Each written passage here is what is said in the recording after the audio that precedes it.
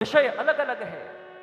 आज वर्तमान समय में तुम्हारे घर में किस चीज की जरूरत है, कैसे तुम्हारे घर में हंसी लौट आएगी, खुशी लौट आएगी, आनंद लौट आएगा, मैं उन सूत्रों को लेकर आया हूं आपके पास। और रोज एक एक सूत्र पर चर्चा करेंगे महाराज। वेद के भी सूत्र होंगे, भागवत के भी सूत्र होंगे, नीति शास्त्र के भी सूत्र होंगे। आप जो जो चाहेंगे उन सूत्रों पर चर्चा होगी, पर अकॉर्डिंग टू दिस एज, विद्वता के लिए नहीं, हमारे तुम्हारे काम आ जाए। पहले रथ से युद्ध होता था, अब राफेल से होता है। बदल गया ना। आज फिर अगर भगवान श्री कृष्ण अभी पुनः उसी रूप में अवतार लेकर आए और उनको युद्ध करना हो तो रथ पे नहीं जाएंगे। ए राफेल कहां है, लेके आ। जरासंध बहुत परेशान कर रहा है, चल देखता हूं। वो भी राफेल लेके जाएंगे। उनके हाथ में भी टैबलेट होगा, उनके हाथ में भी लैपटॉप होंगे। तब केवल एक संजय था और अब तो लाइव इतने चैनल हैं।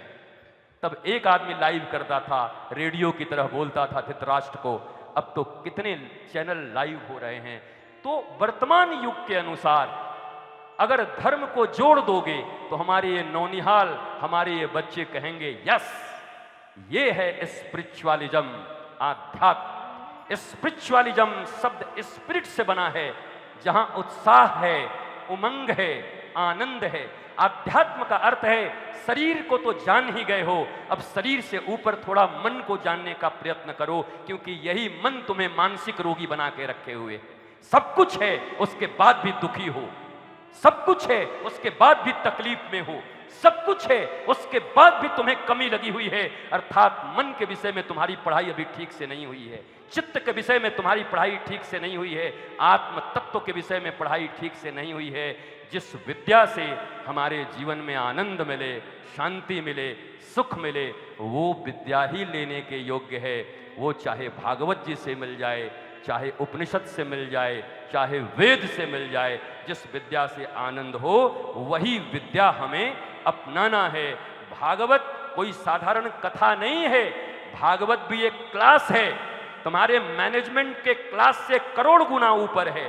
तुम्हारे एमबीए के क्लासों में जो लेक्चर दिए जाते हैं, अभी मैं एमआईटी पुणे में गया था, जहां से देश के बड़े बड़े मैनेजमेंट करने वाले बच्चे निकलते हैं।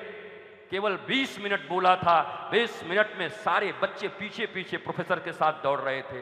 बोला हम तो आपको हंसने के लिए आए थे, आपका जटा देख करके कि बाबा यहाँ क्या करेगा। तो सारा बाबागिरी झाड़ दिया हमने उन लोगों का, एमआईटी वालों का। सब दुखी लोग हैं। ये थोड़े मोड़े तुम्हारे इंग्लिश से मेरे ऊपर और तुम्हारे मैनेजमेंट से कोई प्रभाव नहीं पड़ने वाला है। वो विद्या के निष्णातता जो इस समाज में जितनी ऊंची विद्या प्राप्त की जा सकती है, जिसको तुम एकेडमिक क्वालिफिकेशन बोलते हो, वो तुमसे ज्यादा मैं लेकर बैठा हूं। 10-10 डॉक्टरेट लेके बैठा हुआ हूं। तुम्हारा कोई मेरे ऊपर जोर चलने वाला नहीं है। तुम्हारी विद्या जिनको तुम एकेडमिक क्वालिफिकेशन कहते हो, वो तो मेरे पास है ही, प्लस मेरे पास एक विद्या और है, एयर होस्टेस से श्री कृष्ण की मुस्कान।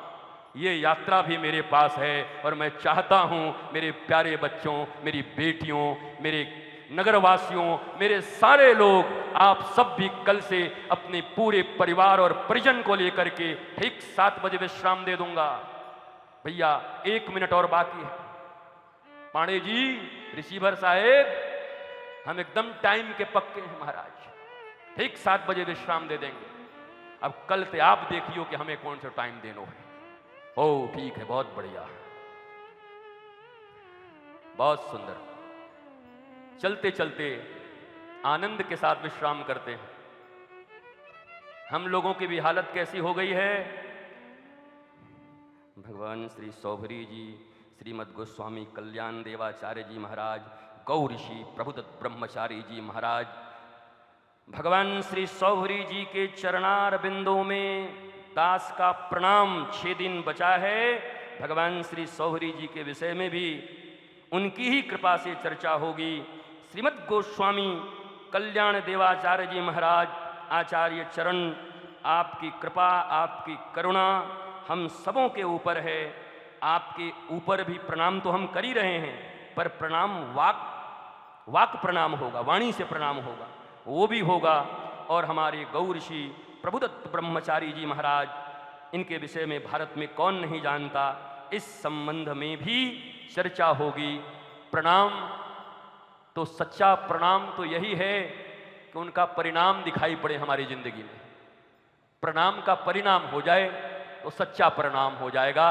तो ऐसे ही प्रणाम हम सब करेंगे, वाक से प्रणाम करेंगे। मैं बार बार आप सबको प्रणाम करता हूँ।